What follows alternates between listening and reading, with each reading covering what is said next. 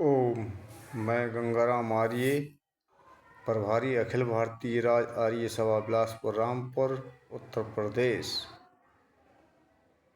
मित्रों, आज मैं फिर इस वीडियो में वैदिक प्रश्नोत्तरी के साथ प्रस्तुत हूँ। कृपया इस वीडियो को सुनें, समझें और आगे शेयर करें। कौन सा कार्य बुरा है, इसका पता कैसे लग सकता है? किसी कार्य के करने से पहले, करते समय, करने के बाद मन में भय, शंका, लज्जा उत्पन्न होती है, साथ ही जिससे व्यक्तिगत, पारिवारिक, सामाजिक और राष्ट्र की कोई हानि होती हो, ऐसे कार्य को बुरा मानना चाहिए। मन के ऊपर नियंत्रण कैसे होता है? मन के ऊपर नियंत्रण आध्यात्मिक शुद्ध ज्ञान का प्रयोग करने से होता है। आध्यात्मिक शुद्ध ज्ञान कैसे उत्पन्न किया जाता है? ये विचार करके मैं एक चेतन सत्तत्व हूँ और मन, इंद्रियाँ और शरीर का स्वामी हूँ। शरीर, मन, इंद्रियाँ जड़ हैं। मेरी इच्छा और प्रयत्न के बिना शरीर, मन, इंद्रियाँ अपने आप कोई भी काम नहीं कर सकती हैं। मैं अपनी इच्छा से जिस काम को करना चाहूँगा वह करूँगा, जिस काम को नहीं करना चाहूँगा वह नहीं करूँगा। मैं जिस विचार को उठाना चाहूँगा वह उठाऊँगा और जिस विचार को उठाना नहीं चाहूँगा उसे नहीं उठाऊँगा। ऐसा दृढ़ निश्चय करके मन, वाणी और शरीर से सावधानी और सतर्कतापूर्वक व्यवहार करने से आध्यात्मिक शुद्ध ज्ञान बढ़ता रहता है।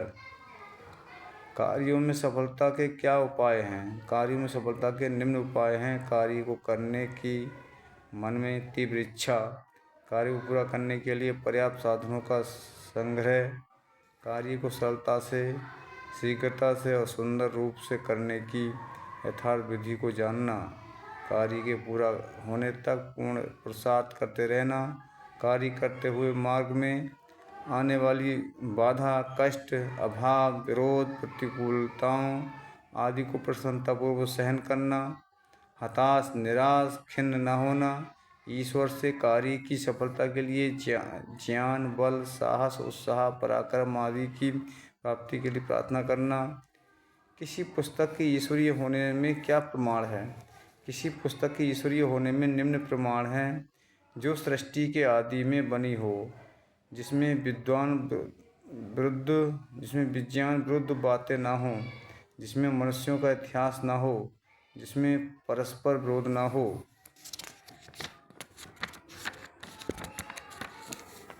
जिसमें अंधविश्वास, पाखंड, अज्ञान युक्त अप्रामाणिक बातों का वर्णन न हो, जिसमें मनुष्य के सर्वोत्कृष्ट उन्नति हेतु सब प्रकार के विषयों का वर्णन किया गया हो, जिसमें सृष्टि के प्रत्न नियमों के विरुद्ध सिद्धांतों का वर्णन न हो, जिस प्रकार के गुण कर्म स्वभाव वाला ईश्वर है अथवा उसको होना चाहिए, वैसे ही गुणों का वर्णन पुस्तक में किया हो, जिसमें पक्षपात रहित समान रूप से सब मनुष्यों के लिए विधि विधान, नियम, अनुशासन का विधान किया गया हो, जो किसी देश विशेष के मनुष्यों, जाति, मत, पंथ, संप्रदाय के लिए न होकर सार्वजनिक, सार्वभौमिक, सार्वकालिक हो, जो किसी मनुष्यकृत भाषा में न हो।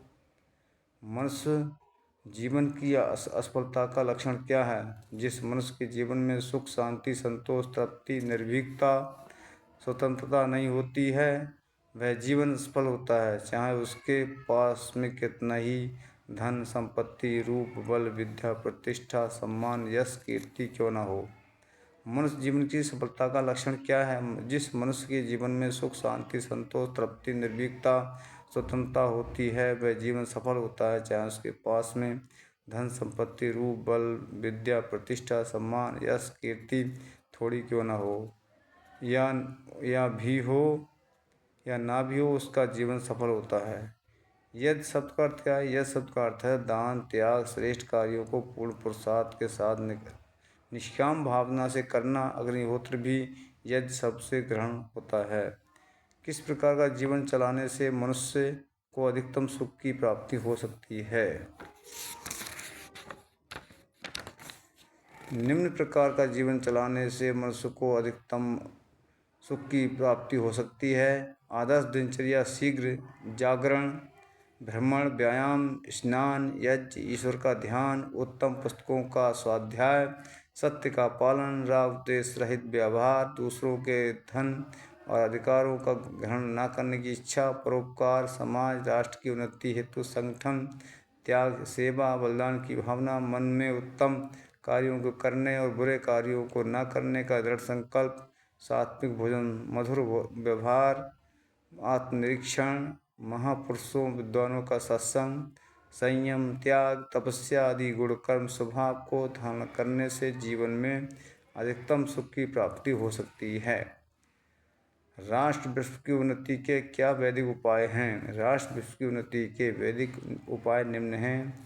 संपूर्ण विश्व के लोग जब एक ईश्वर को मानेंगे, उनकी भाषा एक होगी, धर्म एक होगा, संविधान एक होगा, शिक्षा एक होगी, आचार विचार एक होंगे, न्याय और राजनीति एक प्रकार की होगी, हानि और लाभ एक समान होगा, तभी संपूर्ण राष्ट्र और विश्व की उन्नति हो सकती है। संपूर्ण राष्ट्र और विश्व में एकता कैसे स्थापित हो सकती है? संपूर्ण राष्ट्र और विश्व में एकता तभी स्थापित हो सकती है सभी मनुष्यों का लक्ष्य एक हो, उस लक्ष्य को प्राप्त करने का मार्ग एक हो, उस लक्ष्य को प्राप्त करने के साधन एक हों तथा उस मार्ग पर चलने की विधि सिद्धांत एक हो और इसका उपाय ईश्वरीय ज्ञान के वेद ही है। जीवन को शीघ्रता से, सरलता से, बिना भौतिक साधनों के उन्नत करने का क्या आध्यात्मिक उपाय है? जीवन को शीघ्रता से और सरलता से, बिना भौतिक साधनों के उन्नत करने का आध्यात्मिक उपाय है आत्मनिरीक्षण। रात्रि समय में सोने से पूर्व अथवा कभी भी मनुष्य को चाहिए कि शांत एकांत स्थान में बैठकर एकाग्रता से अपने जीवन के व्यवहारों का सूक्ष्मता से परीक्षण करें और ये जानने का प्रयास करें कि मेरे जीवन में क्या बुराइयां हैं, कौन से दोष हैं, कितनी त्रुटियां हैं, मैं कौन सी भूल करता हूं तथा किन कार्यों को करना था और जो नहीं किया, किन कार्यों को कर लिया जो नहीं करना था, किन कार्यों में कम समय लगाना था जिसमें अधिक समय लगा दिया, किन कार्यों में अधिक समय लगाना था जिसमें कम समय लगाया, कौन से कार्य मुख्य थे जिनको गौण माना, कौन से कार्य गौण थे जिनको मुख्य माना, इत्यादि कमियों को जानकर और उन्हें जीवन की उन्नति में बाधक मानकर उनको पूर्ण रूप से दूर करने की प्रतिज्ञा करें और मन में दृढ़ संकल्प करें कि मैं इन दोषों को भविष्य में पुनः नहीं होने दूंगा। साथ ही दिन भर व्यवहार करते समय मन, वाणी और शरीर से सतर्क और सावधान रहें।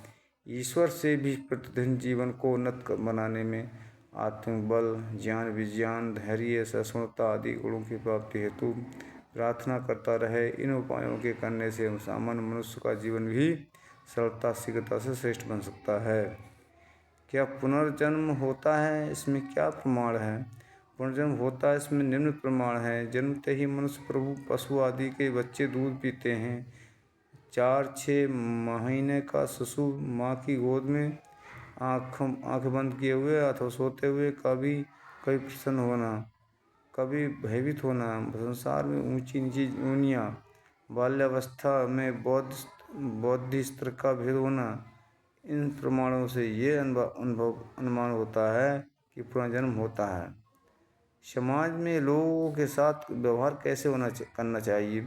समाज में 4 प्रकार के व्यक्ति होते हैं, उनके साथ 4 प्रकार का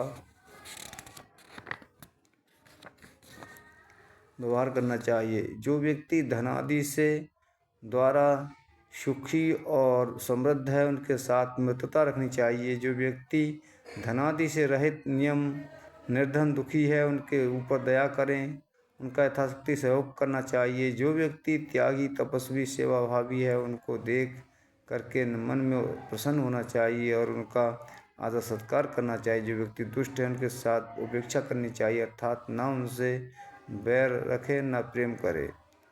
मरने के बाद कब नए शरीर का निर्माण होता है? तत्काल थोड़े से काल में ही नए शरीर का निर्माण हो जाता है। मरने के बाद मनुष्य को कौन सा जन्म मिलता है? पाप पुण्य बराबर या पुण्य अधिक पाप कम होने पर मनुष्य योनि मिलती है। पाप अधिक पुण्य कम होने पर पशु पक्षी कीट पतंग आदि की योनि मिलती है। क्या मनुष्य की आयु निश्चित है? मनुष्य की आयु निश्चित नहीं है। आयु को घटाया बढ़ाया जा सकता है। आयु को बढ़ाने का क्या क्या उपाय है? आयु को बढ़ाने के निम्न उपाय हैं: सात्विक भोजन, नियमित दिनचर्या, ब्रह्मचर्य पालन, पूर्ण निद्रा, व्यायाम, अच्छी पुस्तकों को पढ़ना, सत्संग, विद्वान और श्रेष्ठ मनुष्यों के साथ मित्रता, ईश्वर पर श्रद्धा और विश्वास, सतर्कता, सावधानी, शांति, प्रसन्नता, धैर्य, दया, क्षमा आदि का प्रयोग। इन उपायों से मनुष्य अपनी आयु को बढ़ा सकता है। प्रश्न अगला, मनुष्य अल्पायु जल्दी अकाल क्यों मर जाता है? तामसिक भोजन, अनियमित दिनचर्या, असंयम, व्यभिचार, अधिक जागना, स्वाध्याय, सत्संग न करना, बुरे व्यक्तियों के साथ मित्रता, नास्तिकता, असावधानी, क्रूरता, अशांति, चिंता, शोक, भय, रोग आदि से मनुष्य की शरीर मानसिक शक्तियाँ। ओम शम। इसी वीडियो के साथ मैं अपनी बात को खत्म करता हूँ। ओम शम।